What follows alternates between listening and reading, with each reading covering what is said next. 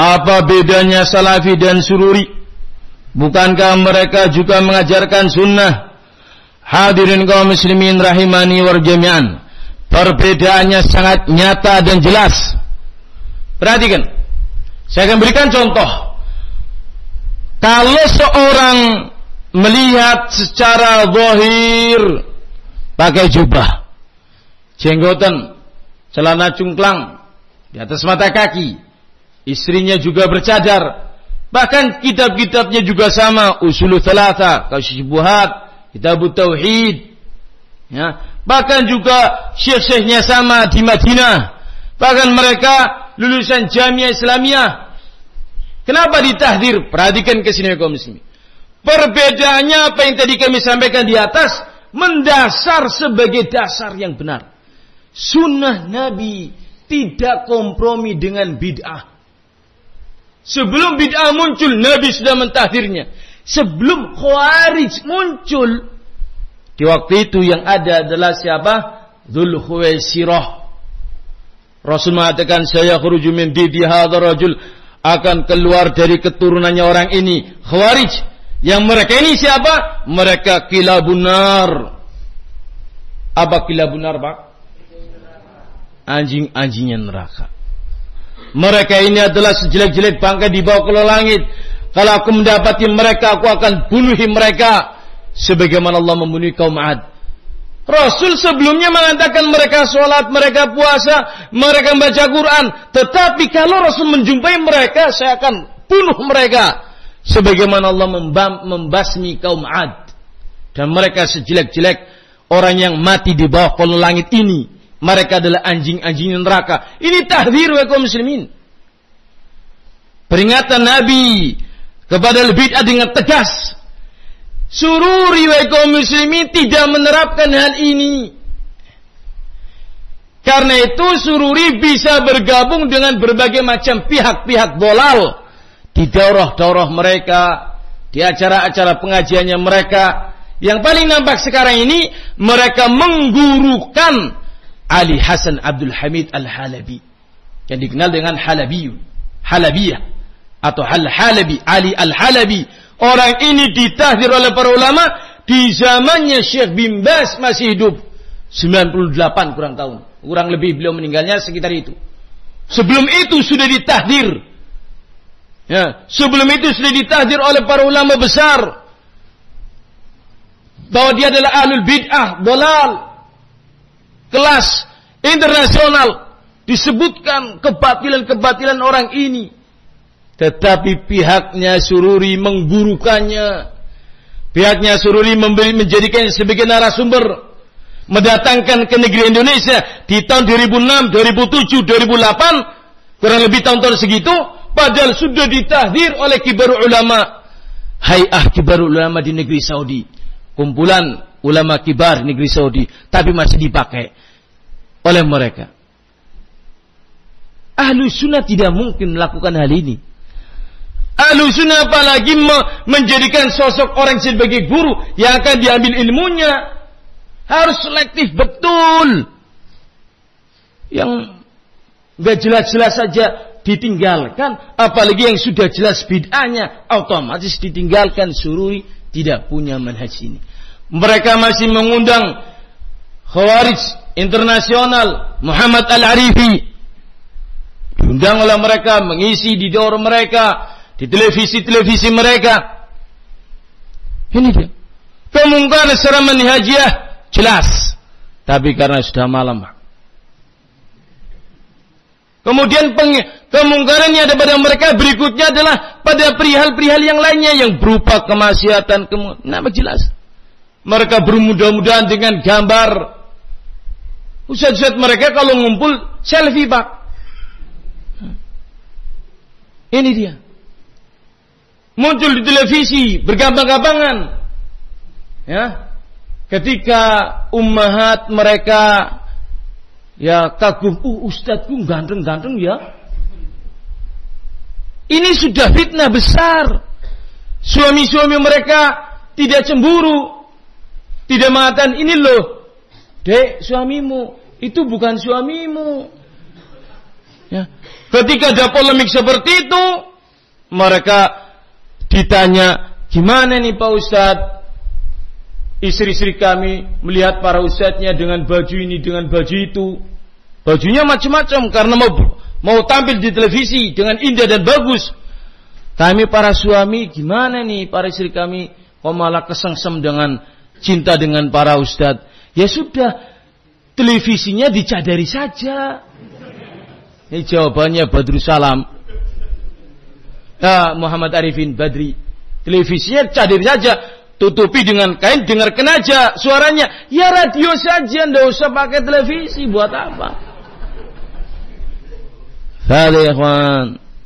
Kemudian mereka mulai dekat antar akhwat ikhwan. Saya mendapatkan mereka itu taklim seperti ini, perempuan semua di hadapannya. Kalau sekarang ini laki-laki di depan saya, di tempatnya mereka perempuan semua. Inna lillahi wa inna ilaihi raji'un. Semakin jauh, semakin jauh. Sehingga suara mereka, kami di atas sunnah. Di atas sunnah, sunnah yang mana? Kalau cuma sekedar berjenggot, celana di atas mata kaki, apakah ini tanda salafi? Bukan, ini di antara sunnah Nabi. Tetapi bisa jadi ketika seorang melanggar manhaj salaf dalam beberapa prinsip, maka dia bukan salafi. Hadirin, Khawarij berjenggot Pak, berjubah. Antum kalau ke Nusa Kambangan, melihat orang-orang teroris, rambutnya panjang, jenggotan, jubahan, seperti kita, tidak ada bedanya secara fisik.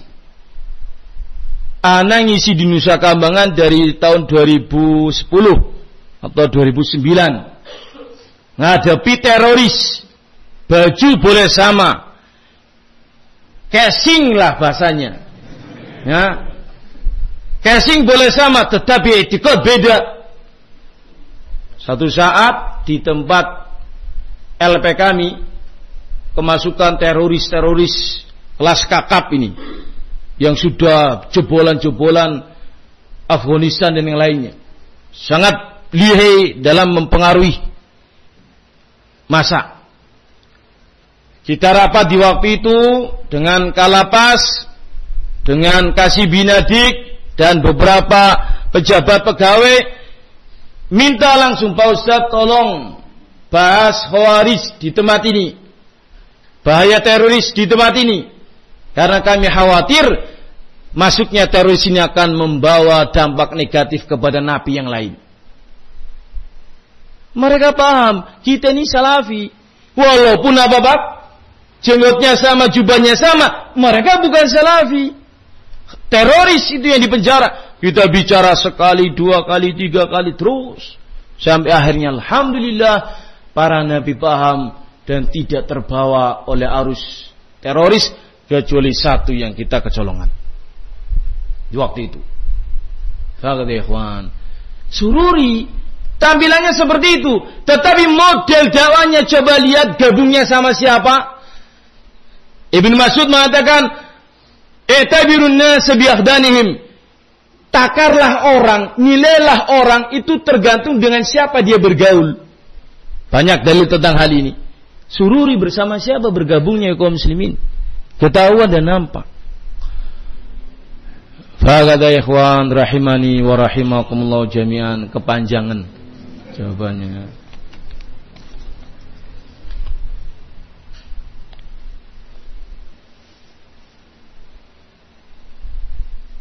Pertanyaan, mohon jelaskan apakah pertanyaan malaikat kepada mayit di dalam kubur hanya ditanyakan 3 perkara saja. Siapa Rabbmu, siapa nabimu, dan apa agamamu? Apakah ditanyakan juga mengenai hal-hal lain seperti pemahaman mengenai tauhid asma sifat? Hadirin kaum muslimin jami'an, pertanyaan malaikat cuma 3. Man rabbuka wa man nabiyuka wa ma dinuka. Barakallahu fikum. Mumpung ingat, pertanyaannya apakah juga ditanyakan pria lain seperti pemahaman tauhid asma sifat? Barakallahu fikum. Ini diantara subhatnya, diantara kerancuan subhatnya Sururi. Ya walaupun saya tidak tahu yang saya tanya bukan nuduh sururi, Pak. Ya. Apa syubhatnya mereka? Syubhatnya mereka, gak usah bicara sururi, gak usah bicara ikhwan muslimin, gak usah bicara bid'ah-bid'ah. Gak ditanyakan oleh malaikat di dalam kubur. Gak ditanyakan. Pertanyaannya, siapa Rabbmu, siapa nabimu, apa agamamu?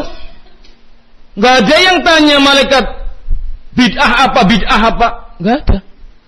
Sehingga gak usah bicara bid'ah-bid'ahan. Sudah kita talim saja. Urus teman dengan salafi bid'ah. Gak usah ambil pusing. Kata mereka seperti itu. Hadirin kaum muslimin, pertanyaan man rabbuka menuntut Anda paham asma wa sifat. Menuntut Anda paham tentang rububiyah, uluhiyah. Menuntut Anda mentauhidkan dalam semua pihak, dalam 3 hal ini. Mentauhidkan. Di antaranya pembahasan asma wa sifat ini. Kalau tidak, Anda nggak akan bisa menjawab man rabbuka. Demikian pula ketika pertanyaan wa man nabiyuka, siapa nabimu, nggak akan bisa jawab kalau Anda ahli bid'ah. Karena ahli bid'ah itu bukan mengikuti nabi, tetapi mengikuti guru-guru mereka. Bukan berjalan di atas rel nabi, tetapi berjalan di atas rel guru dan kepala atau ketua rois amir mereka. Anda tidak akan bisa menjawab. Karena apa? Disebutkan oleh para ulama, orang yang bisa menjawab siapa Allah, siapa Rabbmu, dia adalah ahlu tauhid semua hal. Bertauhid rububiyah, bertauhid uluhiyah, bertauhid asma sifat, menunjukkan keikhlasan ibadat tanpa syirik. Orang yang bisa menjawab pertanyaan siapa nabimu adalah mereka yang betul-betul mengikuti nabi, mentaati nabi, mencontoh nabi, mengamalkan ajaran nabi, tidak menyelisih nabi, dan tidak melakukan bid'ah. Karena bid'ah itu bukan ajaran nabi. Baru Anda bisa menjawab siapa nabi. Demikian pula dengan pertanyaan apa agamamu, lebih luas lagi, agama kita agama wahyu. Ahlul bid'ah tidak beragama dengan wahyu. Sebagian ada wahyunya, sebagian bikinan mereka. Bisa dipahami hadirin? Alhamdulillah.